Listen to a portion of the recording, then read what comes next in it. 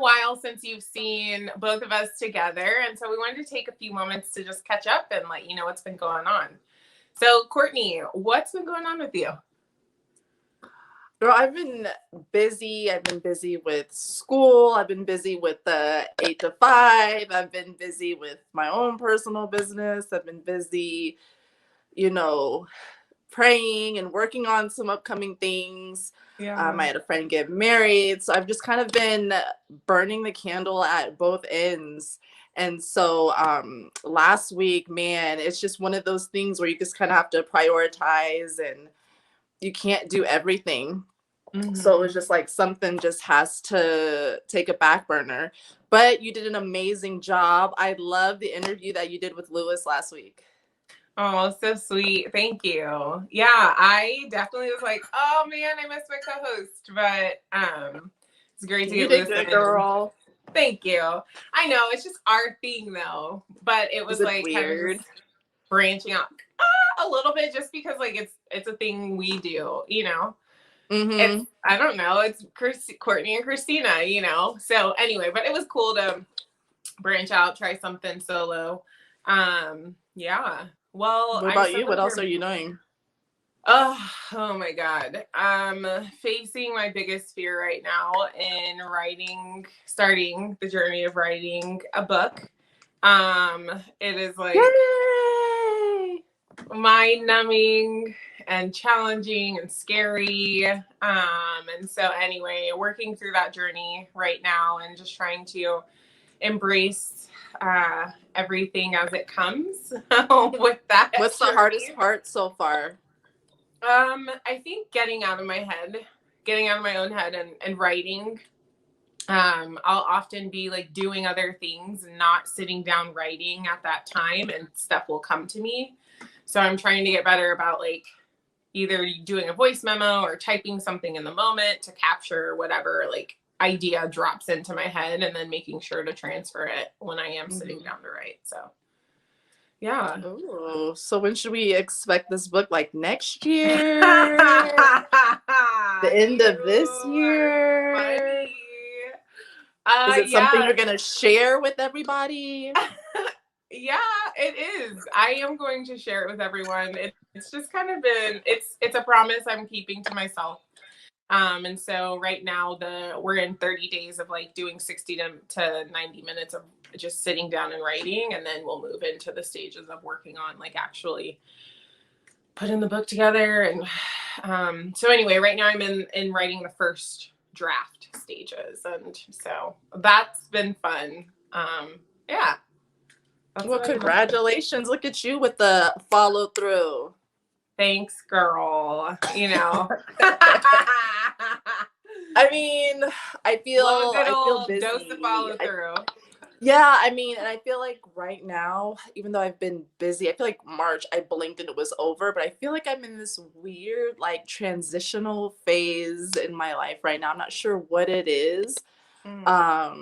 I think because I'm doing so many things, I'm kind of narrowing down, like, okay, this is what you should be doing. You're doing great at it. Like, have you ever been in a space where you're thinking about something, then you finally start to execute it? And the juices are flowing. I feel like that's where I'm at right now. Oh, I love And so that. I've just been very intentional. Like, I mean, we get on here on our podcast, we talk about handle your business, make that time. And I feel like I'm trying to practice what I preach, like handle my business, and just being disciplined and getting up early in the morning and just, prioritizing my day, which is hard because, I love to sleep. We were just talking about sleeping a couple of minutes ago. But it's been girl, I know it. I enjoy a good sleep too. I took a nap before we got ready to record because I was like, it's 8 o'clock. Are you gonna go back to bed? I mean, eventually, but I'm sure I'll probably get some more writing done. Good. Yeah, discipline. So. Come on, discipline. How are you doing, like, focusing? I know that sometimes when I go to the 8 to 5, I'm having a hard time focusing because there's so much going on in the world right now.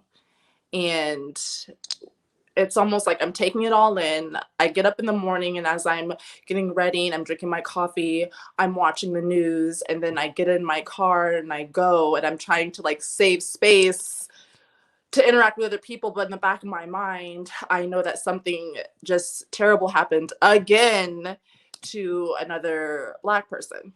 Yeah. Well, last week for me was spring break, so I wasn't like at my 8 to 5. But I know that we, have just had another young Black man, who we've, have unfortunately joined the ranks of Philando Castile and George Floyd. Daunte Wright was murdered, shot by a police officer, in the Minneapolis area. And so I think that, we, owe it to him, to like pay homage to him and pay tribute through one of our podcast episodes. And so wanted to just spend some time today talking about that. And you know what? I think it was super chilling to learn that where this young man was killed was actually not too far from where George Floyd was killed. And I was like, oh my gosh. Yeah. And I was actually followed someone on Twitter that was across the street in one of the buildings and kind of saw the aftermath. Yeah, crazy, right? So she saw them pull up, pull the guy over in the car, and then she went to go do something, and she heard the pop. And last thing she saw was the car like drive off and get into that accident. Yeah. Yeah. Oh my gosh. Yeah.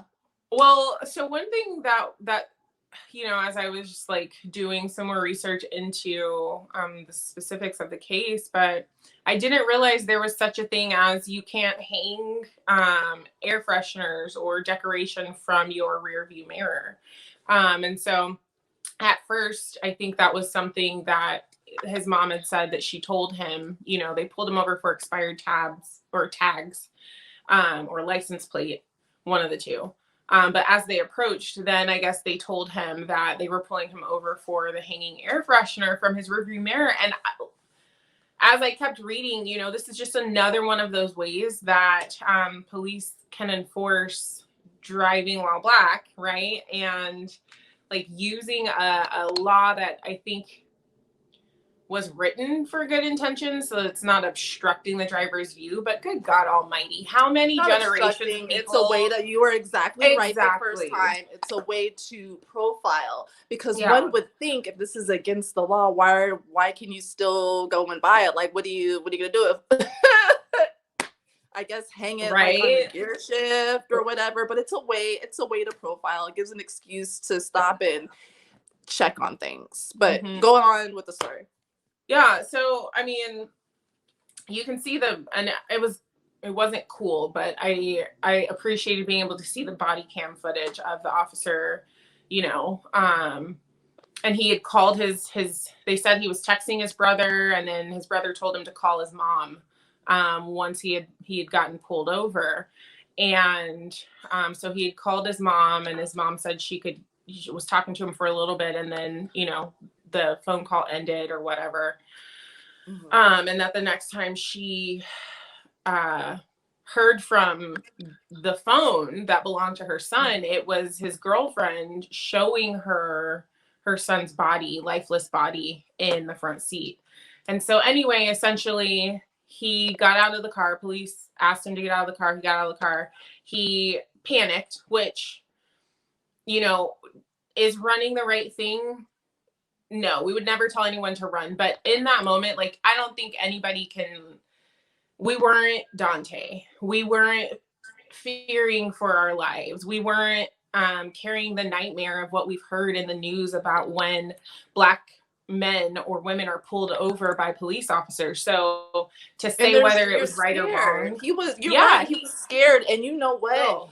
I remember when I first got my permit, even though I'm not a male, my parents gave me the run through. Like, if you get stopped, you got to turn that car off. Plain and simple. We don't Yeah. keep our license and our registration in the glove box. We keep it up here. That way they can see your hands. Right. You know what I Right. mean? You're going to keep your hands on the steering wheel just like this. Like, we as Black people, we know what to do, even though, I mean, I've been stopped before, but there's still like this feeling in the pit of your stomach, like anything could go wrong. And it's like you run through the steps in your head, like, okay, this is what's get ready to happen. Girl, you for sure. And so, you know, I just cannot imagine. I remember the last time I got pulled over was actually in Tulsa, Oklahoma. And I don't know if I was more afraid of the fact that at that point the car was still in my dad's name. So if I got a ticket, he was going to find out. I don't know if it was that had me like more nervous, but I was shaking. I also was afraid of like, I remember like feeling afraid of both like, oh God, I don't want my dad to know, but also like this white police officer, he was riding a motorcycle. So he had on the boots that come up to like your knee, and then like his billy club and his gun, right? And I just remember being so terrified. I could barely like get words out and talk to him because I was like, I don't want anything to happen to me.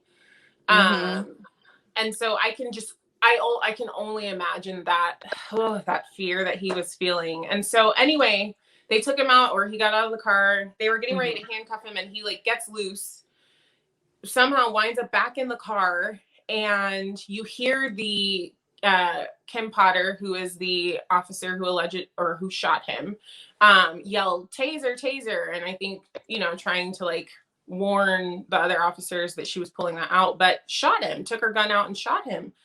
And then you see him drive up, like close the door and drive off, and he gets into crashes into another car. But again, just another like, I don't know, the idea of an accident. Well, yeah, let's unpack that. Well, first of all, the officer Kim, Kim Potter, Kim, okay, Kim. just Kim. She'd been in the force for over 26 years. She was the field trainer, so she was actually training another officer. So if we just stop right there, how scary is it that this person is training somebody else? So there's Girl, that. I need that trainee to return to sender. I don't want that training. Give me a new one. Two, I mean, they're taught to keep their gun on their dominant side and their taser on the other. So there's that. Next, I'm not sure if you've gone shooting before, but my dad's taking me shooting. I've been to the range. I mean, and I'm not sure if you've held a taser before, but there's a definite weight difference, number one. Two, the pressure, is different. And depending on what kind of Glock she had, I mean, I can't confirm, I don't know the specifics, but there's a safety on those Glocks. I think a 3-point safety, but again, that depends on the type of Glock that she had. I'm not sure she had a Glock 6, Glock 7, whatever. You have to pull that safety. But if she didn't have a Glock with a safety, she still held it in her hand for quite a bit amount of time. Yeah. Well, I wonder, right? Like, let's talk about split second, right? Because when I was watching the body cam, it doesn't look like there was a whole bunch of time between when she yelled taser to when she actually discharged her firearm.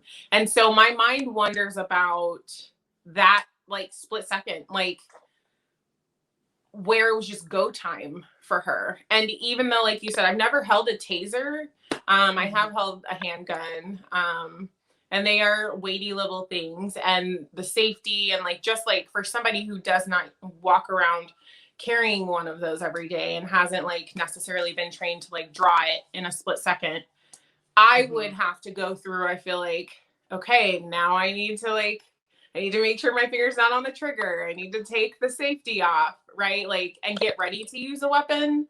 But for her, how like automatic it was. And right, like as a 26-year veteran on the force, how many times have you pulled like that? Breathing. Yeah, is like breathing, and so, yeah. And she said it, I mean, and they're trained to say taser, taser, taser, so there's that final warning, like, hey, it's get ready to go off. Yeah. So But then there's the other side, and yes, we're a podcast, and yeah, we can be biased, but we have to state the other side, right? Yeah. Well, okay, so what is the other side? Well, first of all, the other side, which if when this goes to court, this other side is going to come up and say, it did only go off one time, right? And then immediately after, she says, oh shit, so it sounds like she consciously made a mistake. yeah. But then there's the But you can't make a mistake with a human life. It's right. Gone. Like if you're a doctor and you make a little mistake, you might do a little jail time. Right. Like I told you before I started doing like interning and all that and stuff, I don't think I told you I had to get insurance. No, right? I did not know. Yeah. So back before I could even start even residency, you have to get insurance just in case you slip up and say somebody up. Yeah. Okay. I had a little off day. Right. I wasn't feeling my best on today. Yeah. Oh my gosh. Yeah. Yeah. So what do you think? What do you think? Do you think it was an accident?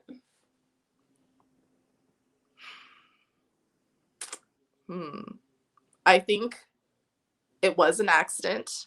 However, I feel as though it's not excusable. So you made a mistake, yes, but I don't think it kind of negates what happened. Right. You made a mistake, but you still took a life. Right. And you've been on the force way too long to be making those kind of mistakes. Mm-hmm. And so that's why I feel you should go to jail. We appreciate the apology, whatever, but you still need to go to jail. You took a life. Yeah. Then there's this other piece, and I know y'all probably gonna get me together when I say this, but that young man's actions set the ball rolling. As soon as we have to be honest about that. We have to. Had he not jerked away and got up in that car, that's what got it going. And we can't say, well, the officer stopping him. Well, yeah, the officer stopped him, right? But like I said, we all know what needs to happen. And yeah, he was scared, but this young man's actions put it into play. I'm not saying that it's okay that he got shot. I want to make that very, very clear. But we have to, again, state the facts. Yeah. That he just would have stayed there. Yeah. You know what I mean? Girl, I know it's so... And you just don't know until you're in that position, right? Exactly. You just don't know until you're, oh my God, I cannot.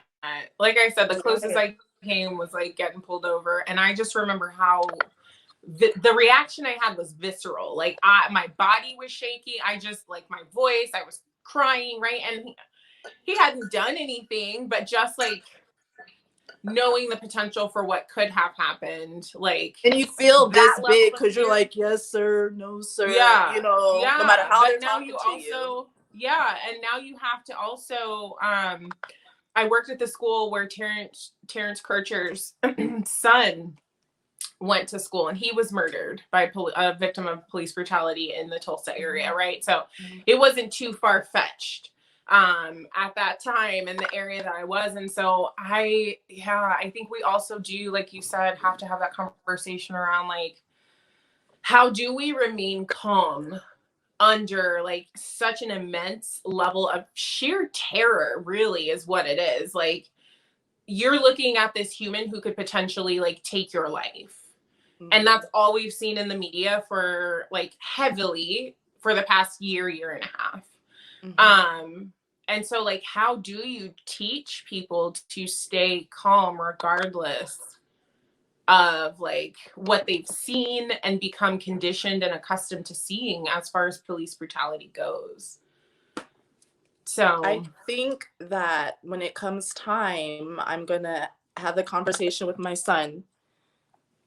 And I'm going to tell my son that when you get pulled over, that cop is just as jittery as you are. Ooh. And I want you to remember that. And I want you to remember that you might be terrified, for those who've never seen my son is already huge and he's 4, but he looks like he's 6. So, you know, when he starts driving, he's going to be a monster. You know, he's going to be huge. And so I'm going to tell him, like, son, he's going to be scared. He might be nervous. You know, you might go to scratch your leg and he thinks he's pulling a gun. So I need you to be Be still. prepared. I Yeah. need you. I mean, even though you haven't done anything, it's yes, sir, no, sir. Turn that car off. Keep your hands up here. Keep your license up here. Don't be driving around in a white beater because they might think you're a thug. Don't be driving around with your hood on. When you get to a stop sign, turn your music down. Don't draw attention to yourself. Yeah. Oh my gosh. I All think, these things that you have to, especially you as a parent, a parent of a black male, a black boy, have to worry about, you know, him going when he comes of age to be able to drive, going to kick it at a friend's house, or, you know, like just going to the mall, or so I can't even imagine what you're like preparing yourself to have to, you know, rehearse with him and get it so ingrained that it becomes second nature and like breathing for him. So I think that's a perfect segue into a comment that really got under my skin this past week that I saw on one of my social media feeds. And I'm just going to read it. I don't remember. I don't know the woman. She was a white woman who posted it. She is the mother of a biracial son. And so I'm just going to read it, and then you can tell me your reactions or what comes of this for you, and then I'll follow. Okay. So the post said, I can't even tell you how shook I am that Daunte Wright was biracial. I have to admit, there was a twisted part of me that hoped that my son's half whiteness would help keep him safer than if he was or looked fully black. Now I know that he's not safe at all.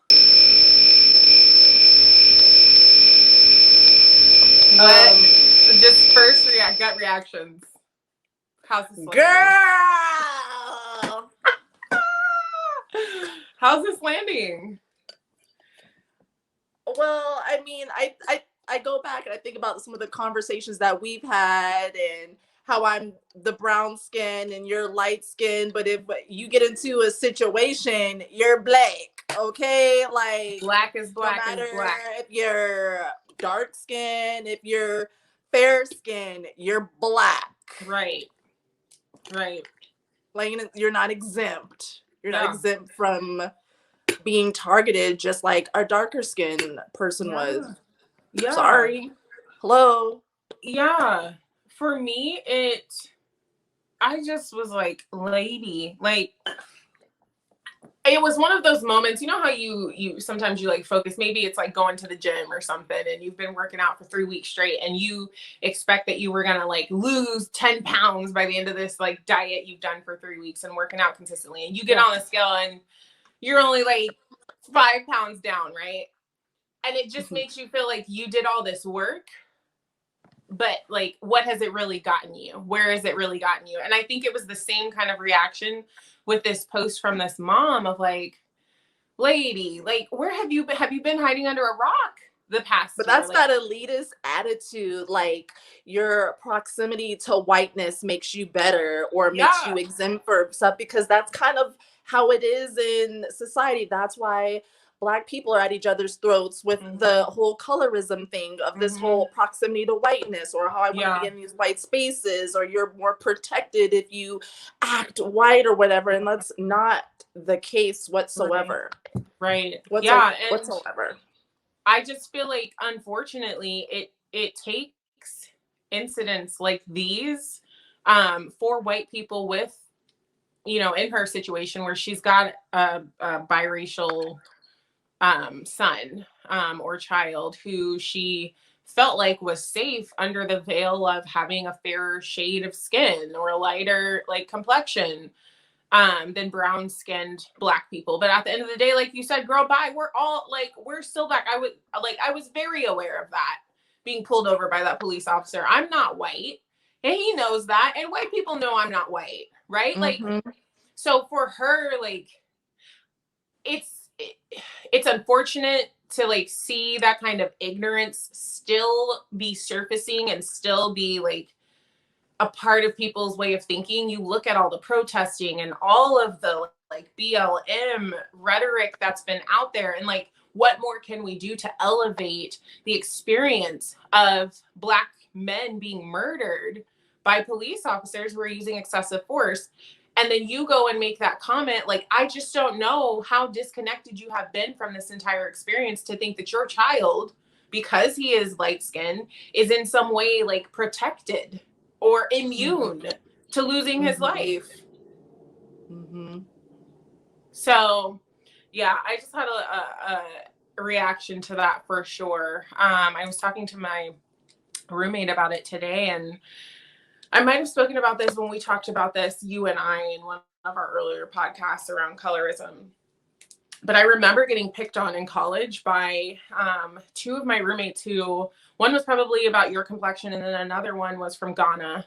So she was significantly darker, beautiful Black skin. But I remember them just like picking on me around like being so light skinned and things like that. And me just being on the other end of like, although prejudice against me, I might be experiencing it in a different way. Like you stated earlier, Courtney, Black is Black, and I don't get to run from that at the end of the day. I can't hide it. It's not something I get to put on or take off at the start of my day or at the end of my day. And so I think just for various reasons, I had a strong reaction to that post that I saw. And it just stirred some stuff up in me about like, although we're making progress, like we're not there yet. Have you experienced like microaggressions or racism or bigotry just in your everyday life? Okay, so let me give you this story. So I went for like a girls' weekend last weekend with my friend who is a Somali woman. And so she practices, she's a Muslim. And so she wears a hijab. And we went over to the eastern side of Washington. And I could just tell that, like, so that's a lot of like immigrants, like Hispanic population who they work the fields, the apple orchards and stuff like that. And then there's also like white people over there who own those orchards. And so on the way over, we stopped off at, she wanted to get some fruit. And so we stopped off at this like fruit place. It wasn't just a stand. It was like a bigger, like little store.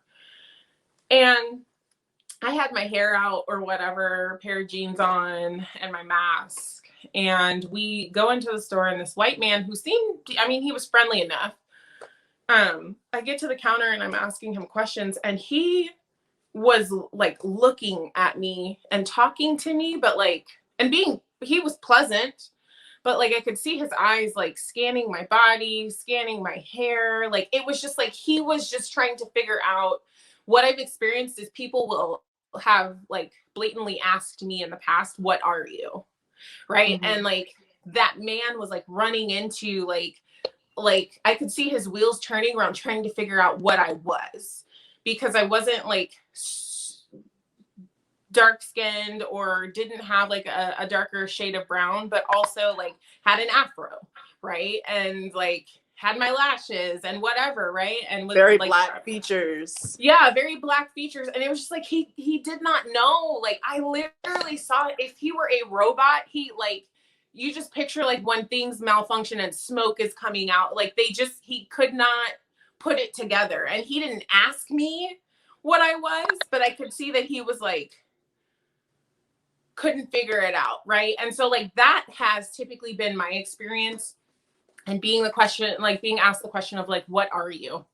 You know, and just getting to a place of where I answer people with, I'm human, you know. If you'd like to know more about where I come from, I can share that with you too. But you know, and so when I say it looks different, and I would love to know like what that scenario would have looked like for you, you know.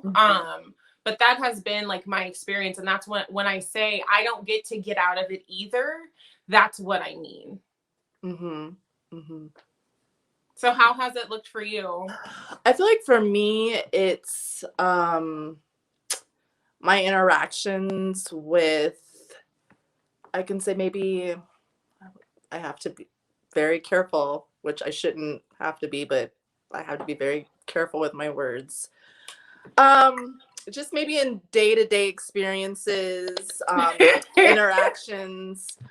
I've had an individual throw a credit card. Yeah, I came up to help, and I had an individual throw a credit card, or hey, how you doing?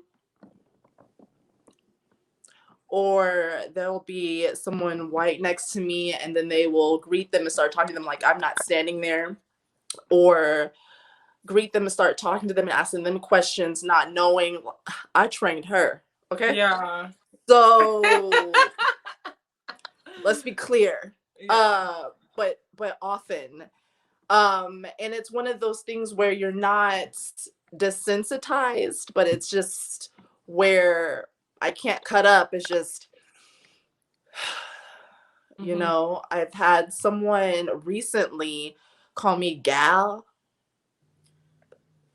What was your reaction to that? Or what did It that was just, evoke in you? it's just hard swallow, you know, Yeah. because I had to realize the space I was in, and this place in this area, it's expected, unfortunately, because that's the culture. So it's a lot of hard swallows, and not responding if I'm called gal. Yeah. You can call me Ms. Pruitt, or you can call me Courtney, one or the other. Okay. Okay. Okay. Uh, but it's just all the time. It's all the Yeah. time, and it's just the world that, I mean, it's not okay, but it's just kind of like the world we're in. And I'm watching the George Floyd trial, and I'm intentional Mm-hmm. to say George Floyd because I'm tired of hearing Chauvin, Chauvin, Chauvin over and over and over, like this circus around him. Like, let's not forget why we're having this trial. I mean, I can't believe we're having the trial in the first place Mm-hmm. to begin with. Girl, did you know the other day they tried to say that the exhaust pipe, like the fumes from the pipe, could have potentially killed You George are Floyd? lying. Girl, yes. That is Yes. crazy. Crazy. And then we Wow. had I can't even the believe black that. lieutenant that was maced in the face. Mm-hmm. We had that black kid walking down the sidewalk, and this white sergeant in the army was like pushing him and telling him to get off the street. And it's just so much going on at Yeah. once. But we, as black people, we still show up, Mm-hmm. We don't and have a we choice. still, yeah, We don't. we still show up. Yeah. Wow. Well, yeah. It's very disheartening. This shooting with Daunte Wright, they said happened like 10 miles from where the Chauvin trial is happening right now. You know, Mhm. like it is just it feels like it is ever present, you know, and just when you feel like you can take a breath from not having heard about another shooting in the news, like you can't. It's just become a thing that we like have come to expect. What are you And gonna so do if they don't find this man guilty and he walks? um What is gonna be your reaction? disgust. I mean, unfortunately though, Courtney, I will not be surprised. Mm-hmm. I think there's a level when you've been let down so much, right, by a system that was not created for you, right? It was, you know, created to enslave you. But when you've seen that system do that thing so many more times than you've seen it be a liberator for your people, Yeah. there's no shock factor anymore. There's and that like we've become, like you said, we don't get desensitized to it, but in a sense, like there's some level to which we have become desensitized to like the injustice, Mm-hmm. you know. So I don't know what I'll do. I don't know what I'll do with my feelings besides like obviously using our platform to discuss the injustice, but like what do you do? I might. Well, number one, I know I'm gonna cry because one, I'm just so tenderhearted and I'm such an empath. Like the same with like Freddie Gray and every time it rolls down and I cry. But Yeah. I told my mom I might have to get out there, put me a little mask on my all black, and bust me a little street lamp. You said bust a little street lamp. Girl. Yeah. I mean, yeah. Yeah. Do you I think they're don't gonna know. find Kim guilty? You know, I think because she resigned, right? Of course, so She she can get resigned that immediately. pension. She went, So she can get that pension. Of girl. course. They pulled her in. All right, so what we need you to do is go ahead and resign so we don't have to fire you because if we fire you, you can't get Yeah. paid. You can't get it. Yeah. I I don't want to, put bad vibrations out in the atmosphere, but I don't think that they will find her guilty. I don't, right? Because of like what we saw on the body cam and She can get out uh there and push out some tears. girl, I don't. I mean, we can't even like it's not even an open and closed case with Chauvin, They're right? trying they're As trying to have a late, hung trial. That's what they're trying to yeah, do. yeah. As like in your face as that murder was, we're now a year later, a little under a year out, and you mean to tell me that you're trying to make a claim that the exhaust from the pipes is what killed And him? Come on, man. Like any opportunity that they have to throw in our path to trip us up, to strip us of our truth, and to take accountability for their injustices against us, they take at every point and every turn. And so I'm not super hopeful right now, and like I don't want to be like, a bad news bear or, like being negative about the outcome, but like I just don't, with the way things have gone for these trials, like I just don't, I don't know. I don't see it going like in the favor of Daunte Wright and fully serving justice to him and his family for their loss. So God, this really took a like turn. Like I feel really heavy having this conversation. because it is heavy, and I want everyone watching it to feel how heavy this is. I'm just so sick of everyone bebopping around like nothing is happening. Like Be bopping. bebopping around like another one of us died. Like that could Right. have been me. That could have been you. And God forbid, like I don't want it to be me. I don't But want all it it to takes be is a you. tail light. You remember? Oh my gosh. So do you remember when you were down for your birthday? We were driving whatever. I was driving your car and that cop came behind us for He no profiled. Yeah. reason, Yeah. just to run the plates. Yeah. And it was clear he was running the plates because like Yeah. where I went, he went. And it's like I'm not speeding. And Yeah. then once it was good, then he wanted to go on like And listen, like I am in Las Vegas. How much crime do you think happens? Like, and you meanwhile, want 2 lanes over, this person even got a plate on their car. She girl. worried about this one. And we were dressed up. It was my birthday, y'all. We were going out, like we were dressed up. It was daylight. It was like 5 o'clock. Like, what are we gonna be doing? And which one of us do you think stole this car? Right? Because my Right. like background, my plates are from Alaska.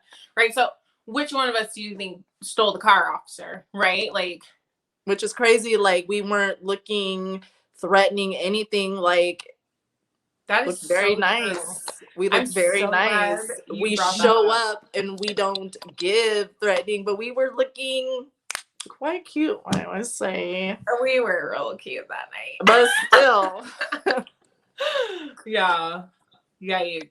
That is so true. Yeah. Well, let's wrap it on up. All right. Well, Shiforia, thank you so much for tuning in for another episode. We will work on getting this uploaded to our platform. Please go to our YouTube channel and like and subscribe if you have not already.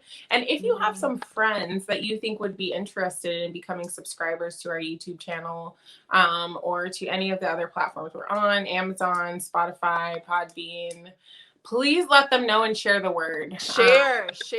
Hit that share button and share this video. Go to our other videos, hit that share button and share our videos. That's all you got to do to support. Share. We want to grow Sheephoria Nation, and we need your support to do that. So until next week, we will see you all later. Bye.